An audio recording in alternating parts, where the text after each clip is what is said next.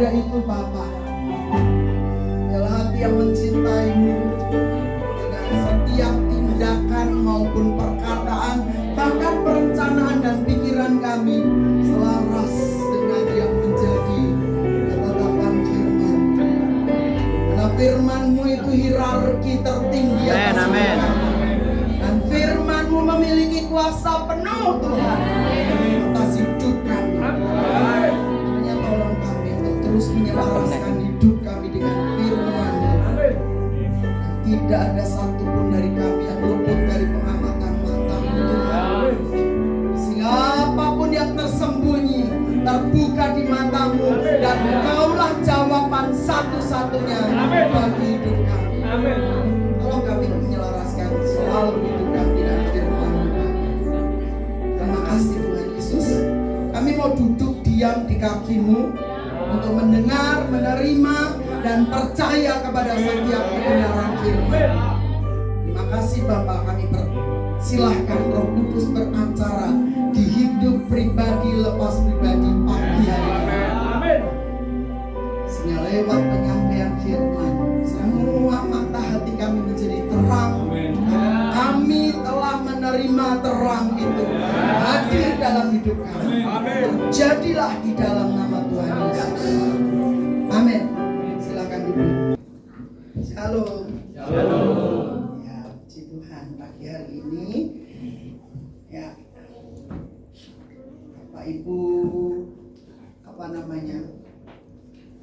Persekutuan Ekumene Candal Kulon, terima kasih untuk kehadirannya.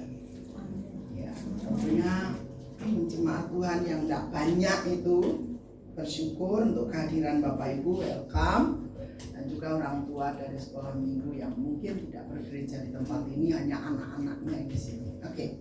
Nah Bapak Ibu, memasuki bulan Desember itu memang bulan yang boleh dikata sibuk gitu ya. Kenapa? Karena ada banyak undangan Natal gitu ya. Karena bulan Desember adalah masa-masa perayaan Natal, masa-masa di mana kita bisa melihat pohon terang ditaruh di setiap rumah orang Kristen. Tapi, nah ini dia saudaraku, Tuhan mau bukan hanya sebagai peringatan belaka gitu ya, tetapi lebih dari itu. Bahwa di setiap momen Natal Tuhan mau kita bukan sekedar merayakannya, tetapi lebih dari itu kita punya pengalaman pribadi dengan Tuhan.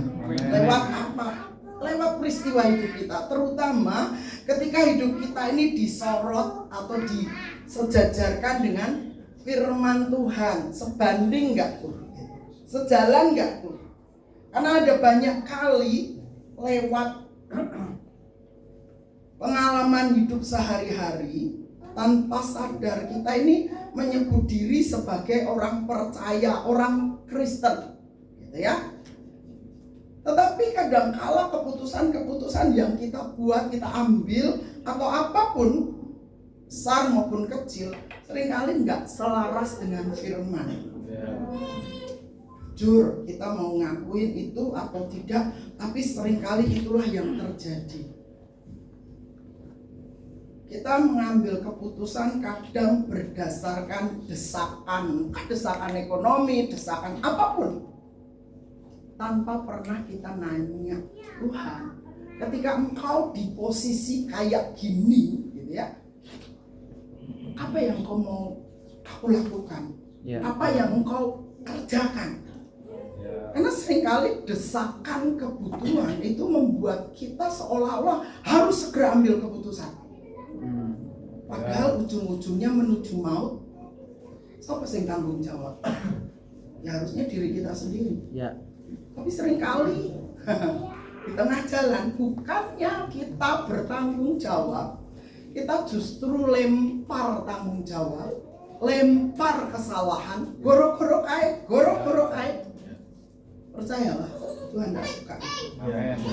Tuhan mau ketika ada atau tidak ada masalah di hidupmu, pastikan engkau terhubung dengan firman-Nya, terhubung dengan kedaulatan firman Tuhan.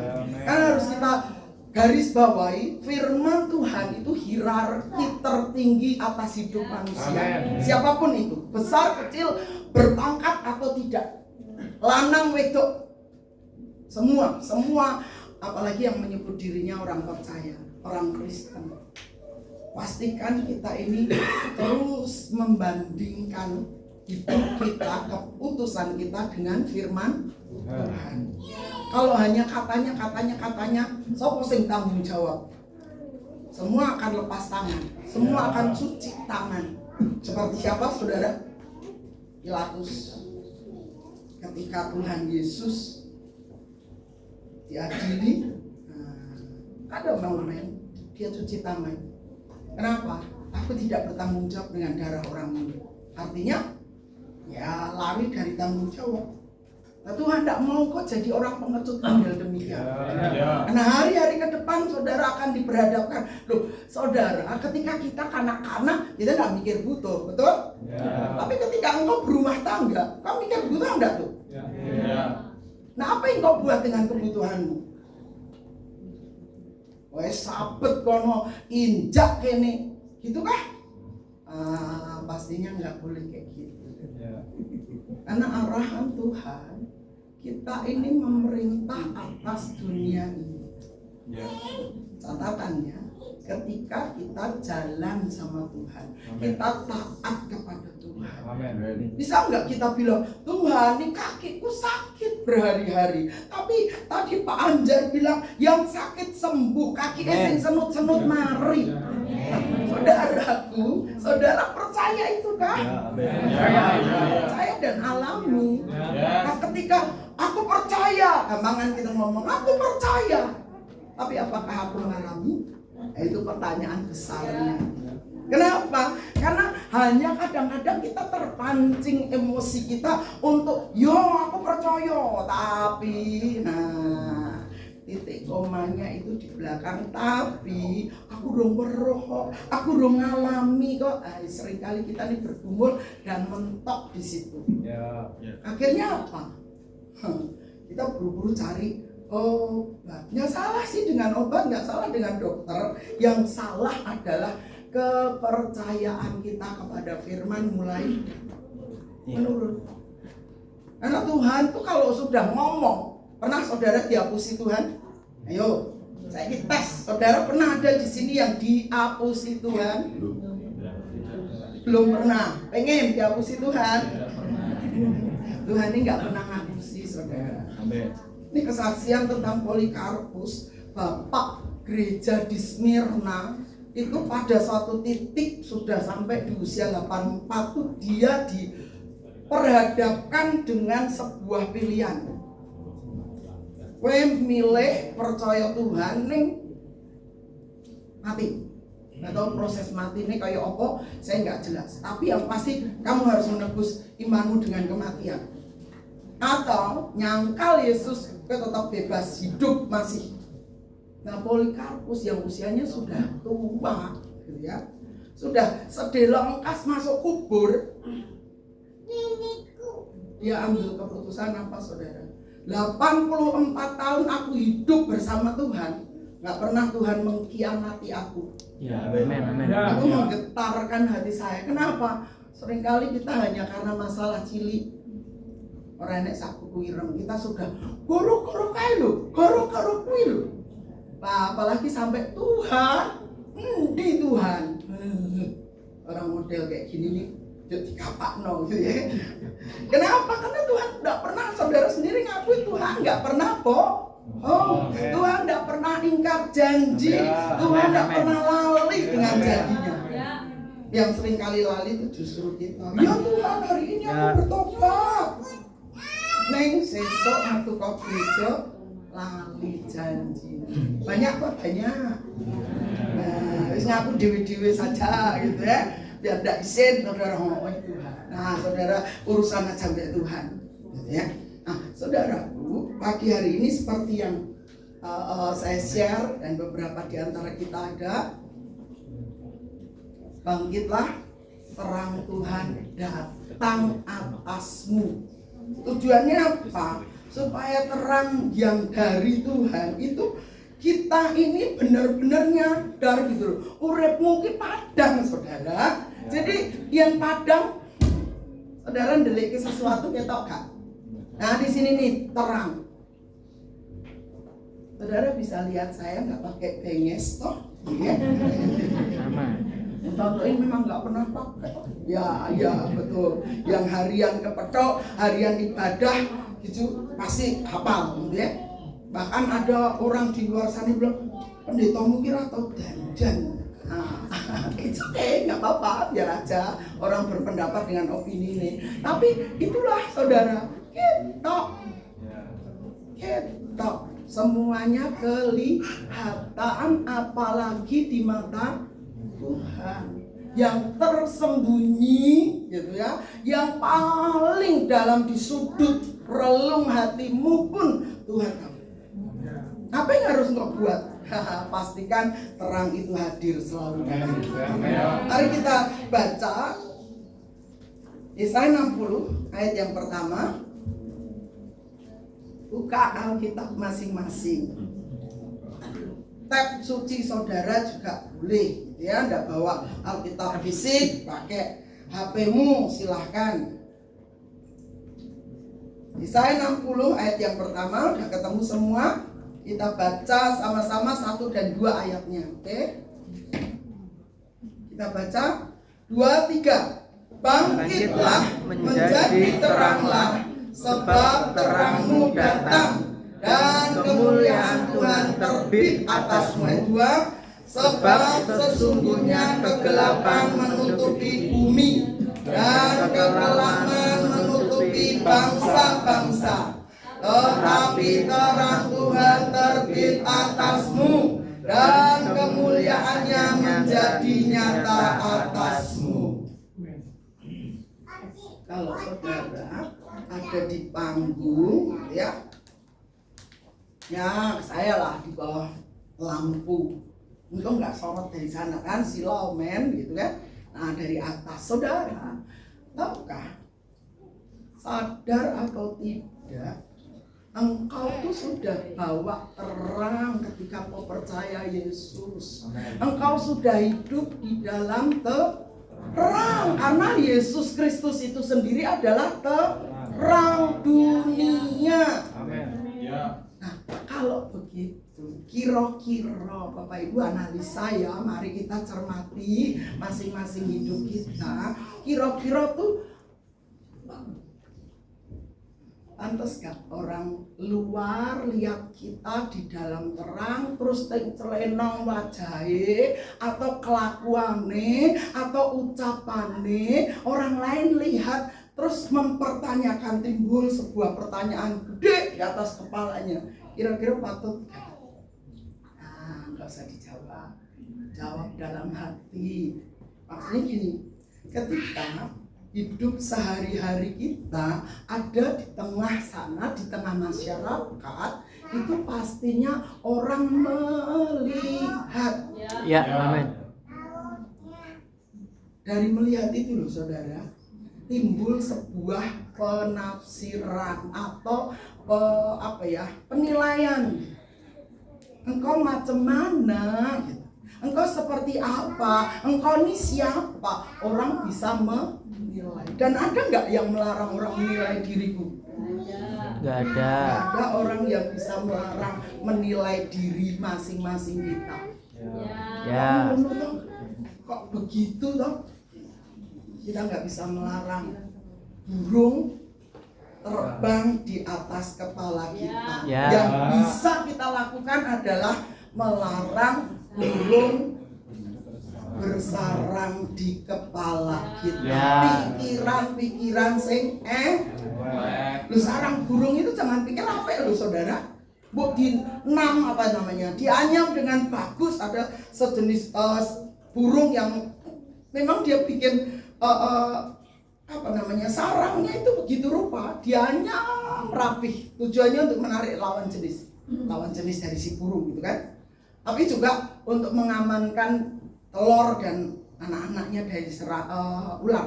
Nah, saudaraku, orang nggak bisa melarang orang lain lihat diri kita. Ya. yang bisa kita lakukan terus benahi hidup. Ya.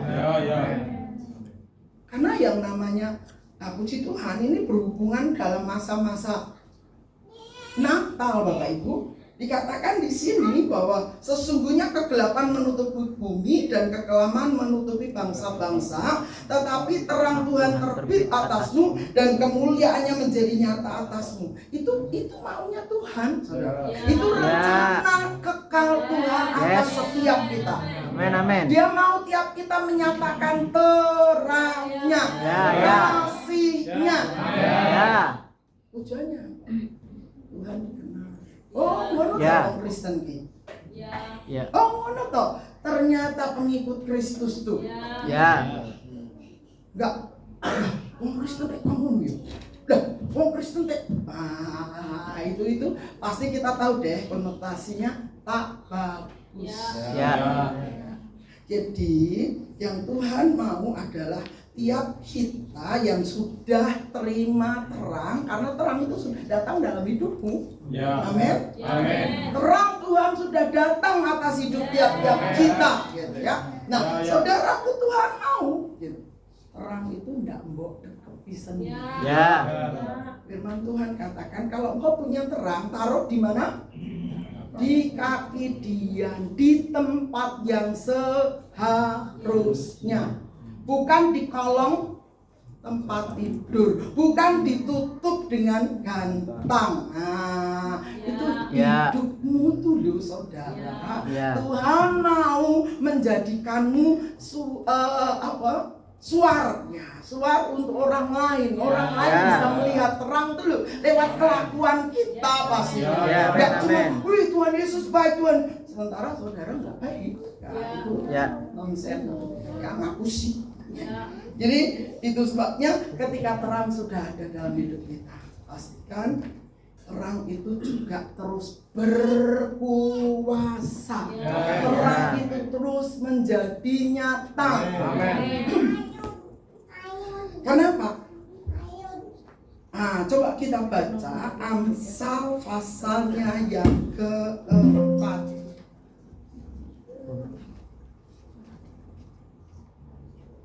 Ayat 18, Amsal 4.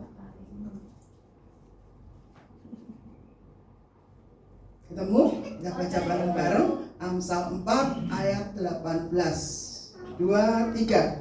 Tetapi jalan orang benar itu seperti cahaya fajar yang akhirnya bertambah terang sampai rembang tengah hari. Amin. Tambah hari, tambah ketok. Ketok apa nih? Orang ketok elek, saudara. Orang ketok gegerane, tapi ketok semakin hilang. Yes, amin. Seperti siapa? Seperti Bapak kita di sorga. Loh, memang itulah maunya Tuhan. Saudara tuh diciptakan untuk menyembah Tuhan. Tujuannya apa? Ben podo karo Sang Pencipta.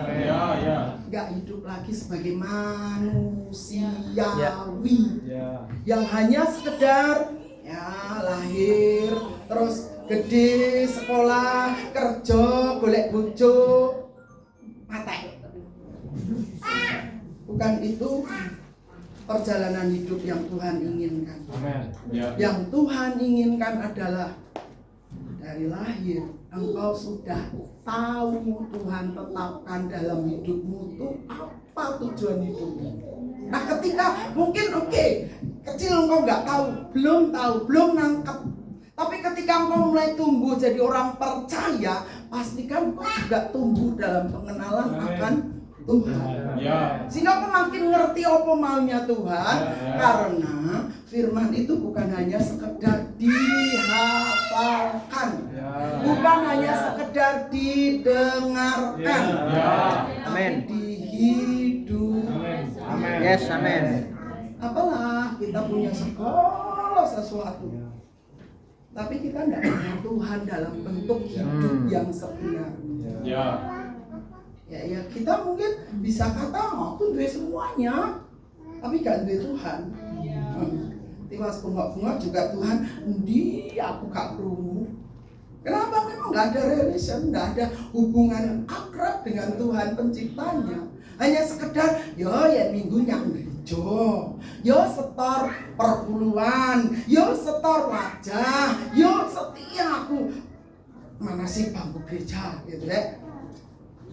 Pastinya Tuhan mau lebih lagi, yaitu hidup yang dipersembahkan. Gak lagi hidup bagi ego kita, gak lagi hidup bagi ambisi kita.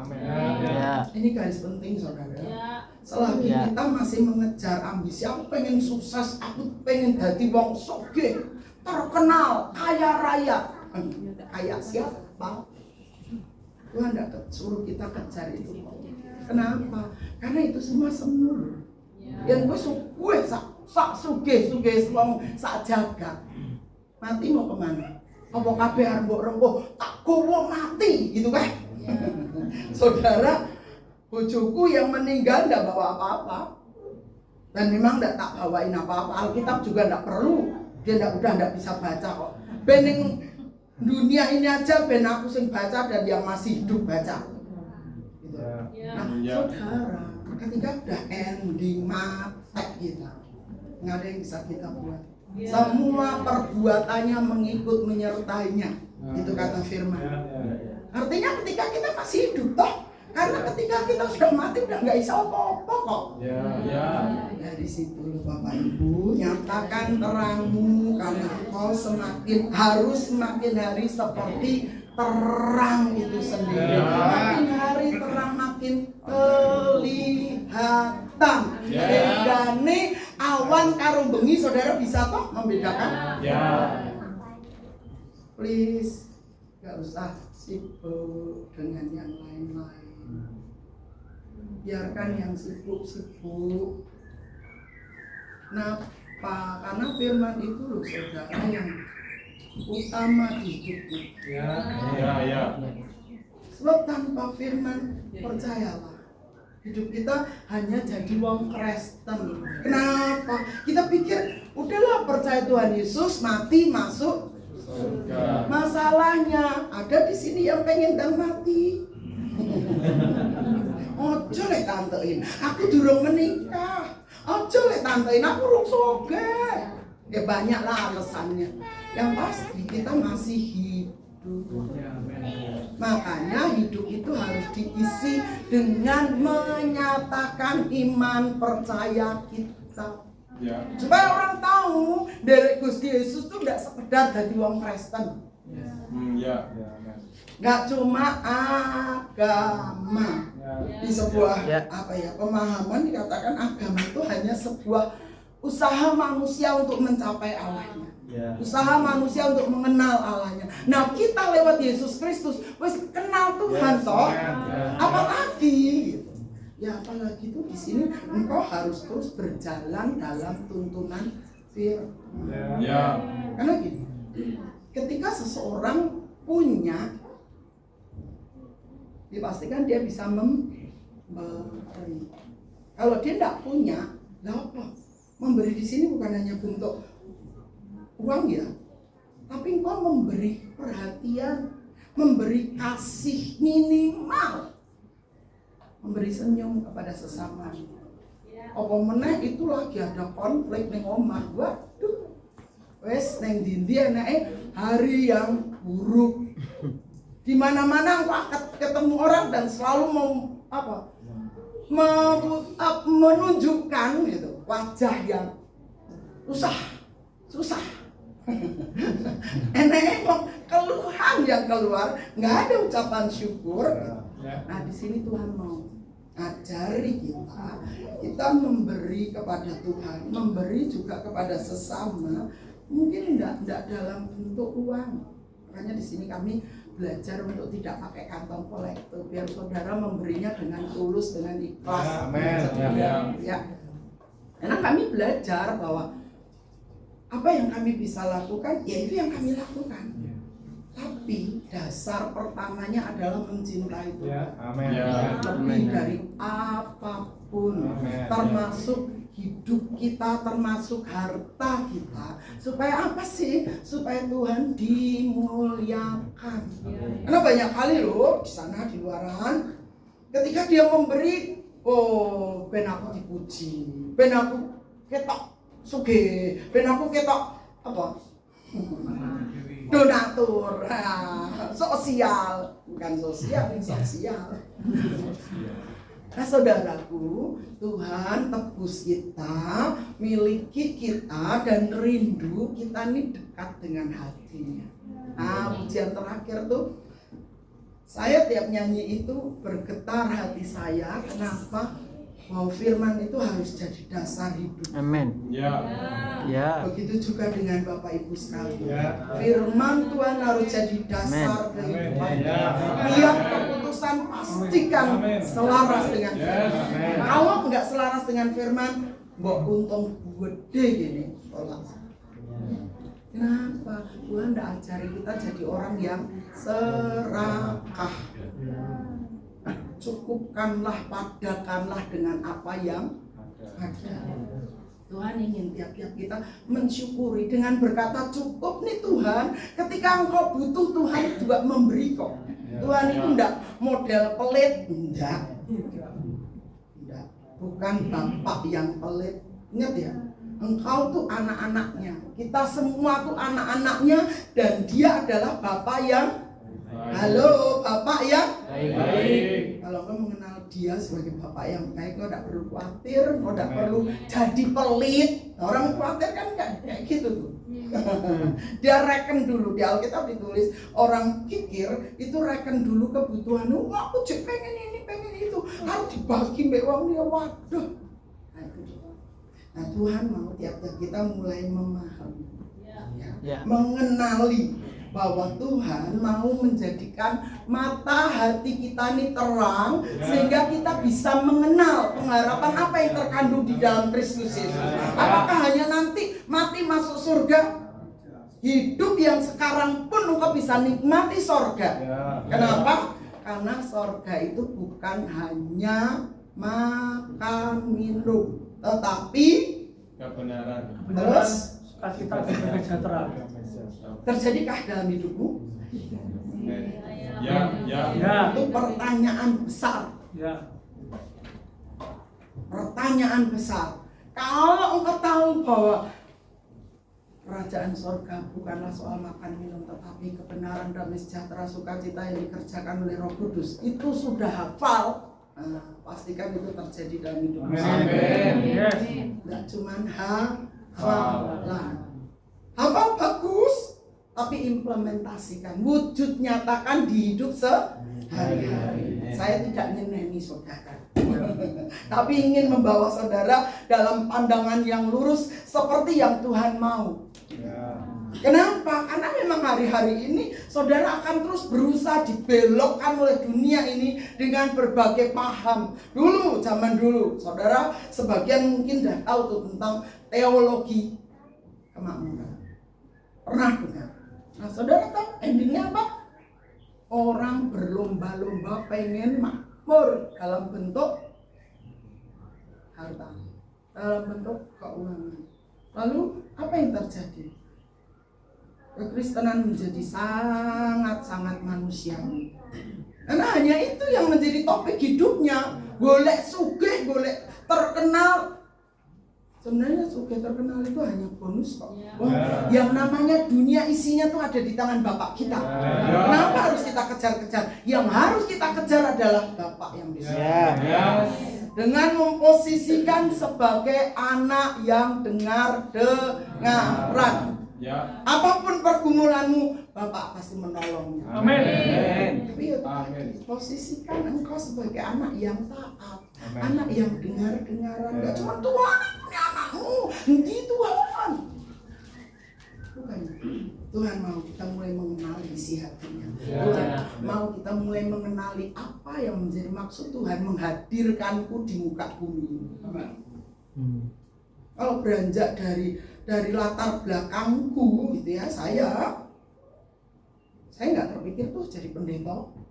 Saya hanya pengen jadi orang Kristen gitu. Tapi berlanjut dengan waktu. terus Tuhan ajari saya banyak hal. Dan terakhir ketika saya mengenal kebenaran tentang apa itu sorga. Oh, sorga itu bukan dalam bentuk hal-hal lahir ya, yaitu bagaimana saya bisa mengenali maksud dan rencana Tuhan dalam hidupku. Itu dia sorga. Itu dia kesuksesan. Nah, Tuhan juga mau atas setiap kita. Sukses kita bukan diukur dengan berapa banyak mobilmu, berapa mewah rumahmu, berapa banyak HP mahalmu.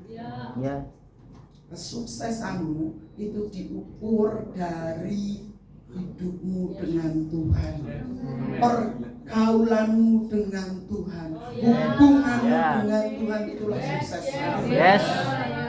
Tanpa itu engkau hanya akan jadi orang Kristen kebanyakan dan tidak tahu maksud Tuhan. Ya benar, saudara akan bilang, kok pokoknya aku mati masuk surga. Lah, masalahnya kita belum mati, kita masih hidup. Lah, selama hidup terus ngapain? Banyak mentah nih, Tuhan kapan aku mati yo? Begitu kan? Oh, banyak orang yang takut mati loh saudara, jangan keliru. Apa meneh wong-wong sogeh. Aku dia mati, waduh, bondoku sing sabrek-abrek mau dienggo rayahan anak putuku. Nah, itu masih jadi pergulatan. Nah, di sini loh Tuhan mau ajari kita untuk lebih mencintai Tuhan, untuk lebih menaati dan dengar-dengaran apa kata firman Tuhan. Kita belum ada yang sempurna. Di sini ini belum ada yang sempurna. Tapi sama seperti metamorfosis. Kalau saudara apalagi guru tahu tuh metamorfo. Roma 12 ayat 1 dan 2. Berubahlah pembaharuan budimu. Lah budimu saya piye? Bukan budi. Ini ibu budi ya. Kan.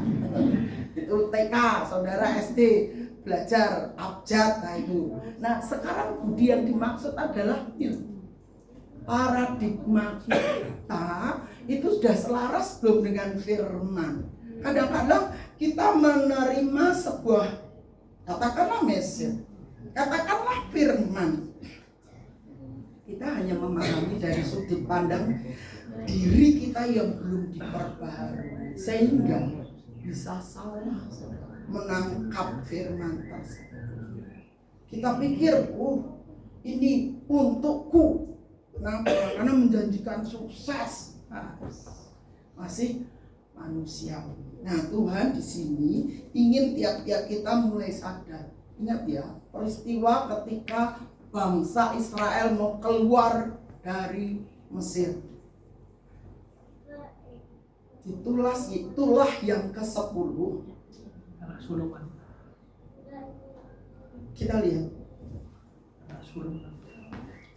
Kita lihat, buktikan. Kita lihat. Oke, ternyata tulah yang ke-9. Yaitu Keluaran 10. Keluaran pasalnya yang ke-10 ayat 21 sampai 23. Yuk kita baca ayat yang ke-21 sampai 23. Berfirmanlah Tuhan kepada Musa, ulurkanlah tanganmu ke langit, supaya datang gelap meliputi tanah Mesir, sehingga orang dapat meraba gelap itu. Lalu Musa mengulurkan tangannya ke langit, dan datanglah gelap gulita di seluruh tanah Mesir selama 3 hari. Tidak ada orang yang dapat melihat temannya, juga tidak ada orang yang dapat bangun dari tempatnya selama 3 hari. Tetapi pada semua orang Israel ada terang di tempat kediamannya. Jadi kalau kita nggak punya terang, kita akan sama halnya dengan orang-orang Mesir kala itu. Kegelapan amat sangat menguasai. Mungkin kita bilang, aku padam loh, aku bawa terang, tapi hidup kita belum memancarkan kesaksian Kristus. Orang hanya bisa mencela. Oh, Kristen apa yang ngono ya? Wong Kristen kok begitu ya? Nah, saudara, mari kita mulai lihat hidup kita. Terang Tuhan sudah datang atas hidupmu. Pastikan terang yang berwujud firman itu dalam 1 Yohanes, ya Injil Yohanes, terang itu adalah hidup bagi manusia. Baca. Ya. Untuk saudara yang belum yakin, Yohanes, Injil Yohanes 1 ayat 1 mulai sampai dengan ayat yang kelima. Yuk. 2, 3. Pada mulanya adalah firman. Firman itu bersama-sama dengan Allah dan firman itu adalah Allah. Ia pada mulanya bersama-sama dengan Allah. Segala sesuatu dijadikan oleh Dia, dan tanpa Dia tidak ada sesuatu pun yang telah jadi dari segala yang telah dijadikan. Di dalam Dia ada hidup, dan hidup itu adalah terang manusia. Terang itu bercahaya di dalam kegelapan, dan kegelapan itu tidak menguasainya. Kita perhatikan, katakan pada mulanya adalah apa? Firman. Dan firman itu bersama-sama dengan Allah, dan firman itu adalah Allah. Ia pada mulanya bersama-sama dengan Allah. Ia di ayat yang kedua menurut saudara siapa? Firman. Terus lanjut, segala sesuatu dijadikan oleh Dia. Siapa itu Dia? Firman. Gitu ya. Dijadikan oleh firman. Di Kejadian pertama dikatakan jadilah terang, maka terang jedul jadi. Artinya apa? Oleh perkataan yang Tuhan ucapkan itu semua memposisikan dirinya. Ora pakai ngeyel, ora pakai berdalih-dalih. Yes Tuhan siap, hanya itu fakta. Langsung terbentuk, langsung terjadi. Terjadilah hijau-hijauan, terjadilah apa? Semua Tuhan berfirman dan jadi. Nah, engkau yang dengar firman hari ini, pastikan engkau juga siap Tuhan. Saya laksanakan. Enggak ada perbantahan. Lah kai. No.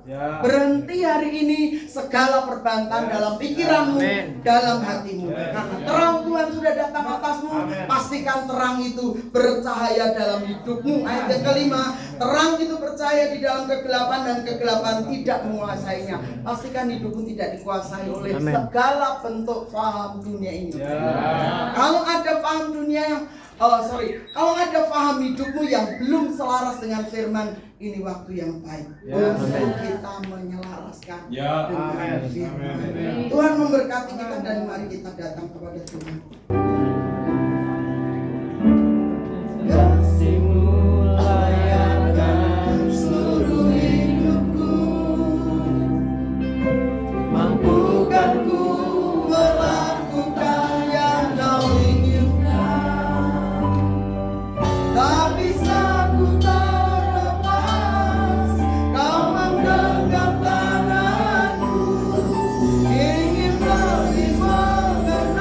Riba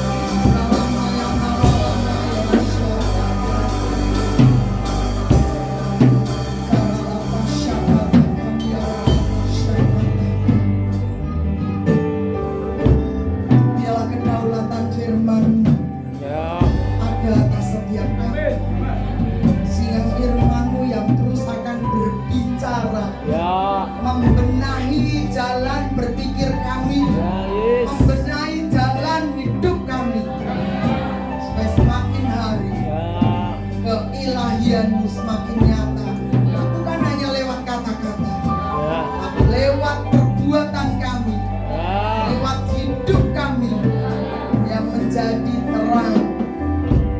Datangkan pujian bagi nama-Mu. Terima kasih Tuhan. Ampuni kalau hidup kami membuat Engkau berduka cita. Ampuni kalau hidup kami membuat nama-Mu dicela. Hari ini Tuhan, kami bertobat dari segala dosa salah kami, supaya kami boleh menunjukkan siapa Engkau sebenarnya dalam hidup tiap-tiap kami, lewat kelakuan kami, lewat perkataan kami, juga lewat persaudaraan kami satu dengan yang lain.